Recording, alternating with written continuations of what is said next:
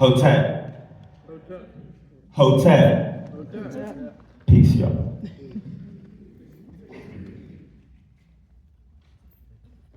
The sound of a dream breaking. They told me the dream was safe now. Archived, laminated, locked in a museum of nostalgia. They told me it was resting. Like an old gospel vinyl gathering dust in the back room of a democracy that keeps skipping. They said we made it. Said look how far we've come. Said we have an MLK Day now. What more do you want? And I just stood there, feeling the ground shift beneath the weight of amnesia. Because I can still hear it. The dream cracking under the pressure of memory. I can still hear the tremor in his voice, the thunder in his piece, the way love sounded when it cost something. You can't bronze that kind of courage. You can't package that kind of prophecy into a 60-second clip for social media. You can't bury that kind of truth beneath hashtags and holidays.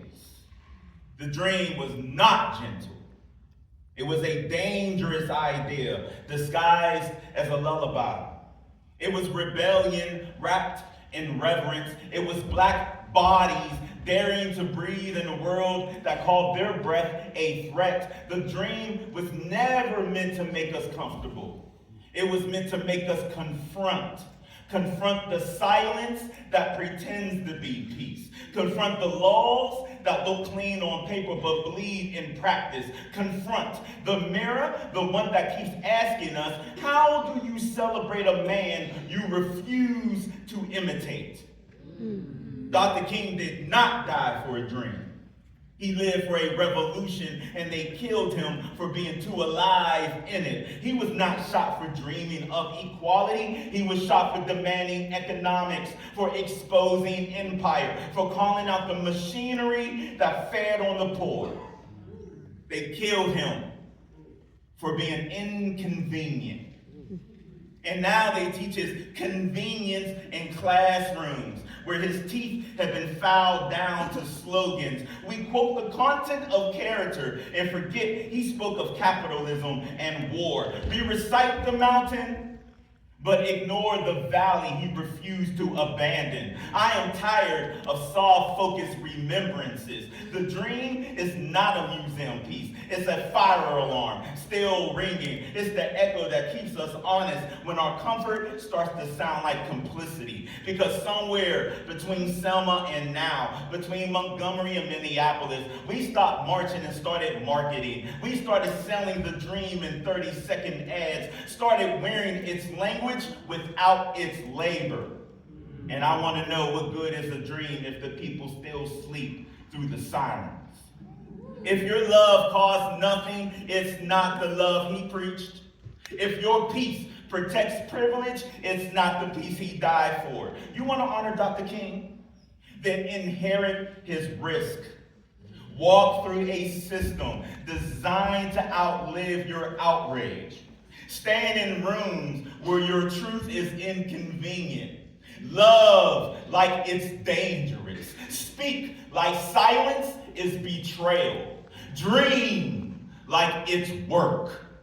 Because the dream he left behind was not a fantasy. It was an unfinished sentence. And we are the continuation of his breath.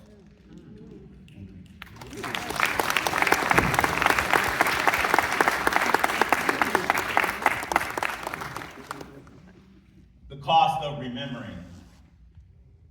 Memory is rebellion. It is a blade hidden in plain sight, because when you remember truth, you disrupt the lie that comfort built its house upon.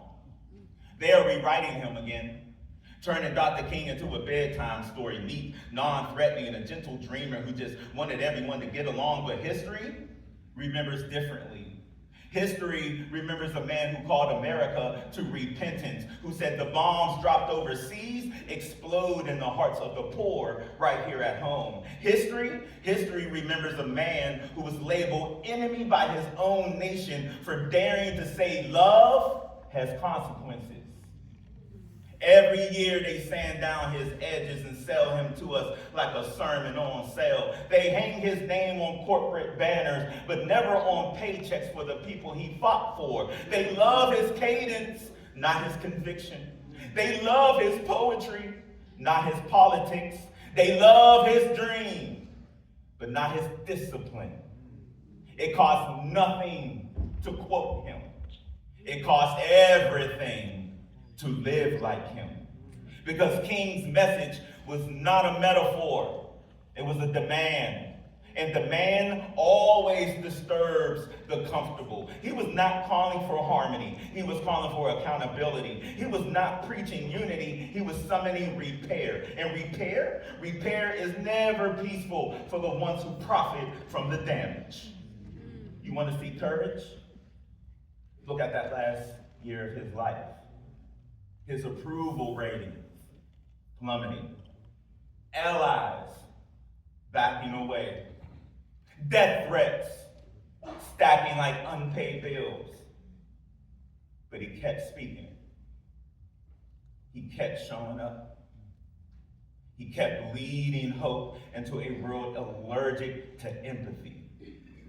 He said the arc of the moral universe is long, but it bends toward justice. And every generation since has tried to take that arc and make it into a straight line of convenience. But justice is not geometry, it's labor. It bends only when hands keep pulling. There is a cost to remembering him rightly. It means seeing where we've betrayed his bravery. It means facing how we've traded protest for posture. It means confessing that sometimes the dream lives louder in our mouths than in our methods. But still, memory is a sacred act. Because when we remember him truthfully, we remember ourselves truthfully. We remember what faith looked like when faith had a backbone. We remember what leadership felt like when it wasn't for sale. We remember what love meant when love had to stand in the line of fire.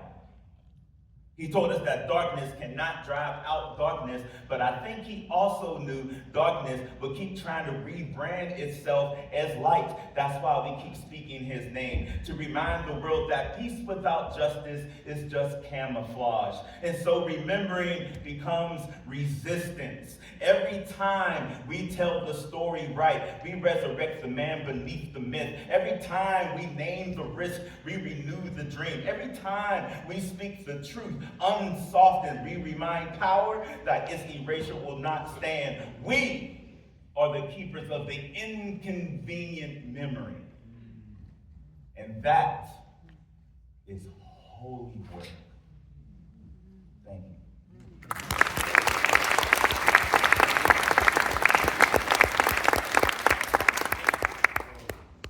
Blueprints and bloodlines. My grandmother used to say, child, don't just dream, draft. She said while snapping beans or folding the day's exhaustion into prayer, don't just dream, baby, draft. Blueprint the freedom before they blueprint the prison. And that line lived in me like gospel. Because a dream without a draft is just a wish, and a wish without work is just wind pretending to move mountains. Dr. King was not a dreamer in the way they teach it. He was an architect.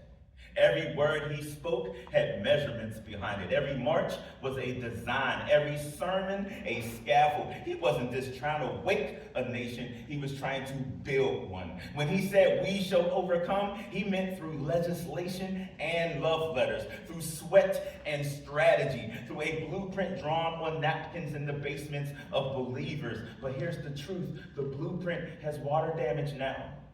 The roof leaks, the foundation shakes with the tremor of greed. Somewhere along the way, we confused renovations with revolutions. We started redecorating inequality instead of demolishing it. I've seen it. Streets renamed after him while the homeless sleep beneath the sign. I've seen the dream used as PR. I've seen his legacy turn into a long weekend instead of a long labor. And still, there are people drafting in the dark, teachers smuggling truth into classrooms, organizers counting bail money in the back pews, artists writing psalms out of protest, mothers building sanctuaries out of scarcity. We are still drawing the next line on the same plan. You can't erase blueprints written in blood. His pen was made of pulse. His ink was made of ache. Every page a testimony to what love looks like when it's tired but still trying.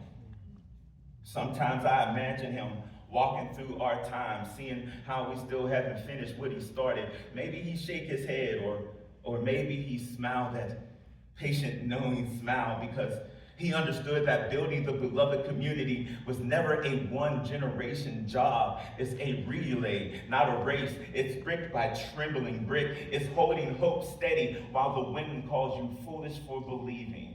And so we keep building even when the funds run out. We keep building even when the news cycles move on. We keep building even when the cynics call us naive. We keep building because the dream is not something to be remembered. It is something to be rebuilt again and again and again until justice stops being seasonal and starts being structural. And the hands doing the work, they are not perfect.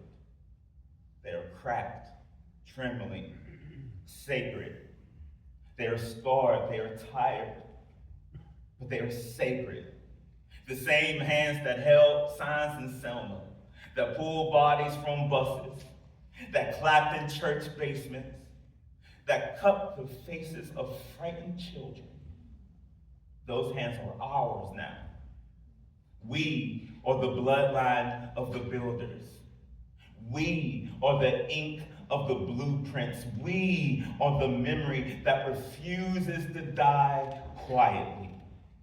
So when they tell you the dream is over, no, you tell them the dream is under construction. You tell them the architects are still breathing. You tell them the blueprint is still wet with faith. You tell them we're still hammering tomorrow into shape. And when the night grows too heavy and your courage starts to shake, just whisper what my grandmother said. Don't this dream, baby, draft. Because somewhere in that whisper, you'll find the rhythm of the hammer again. I see the things I see.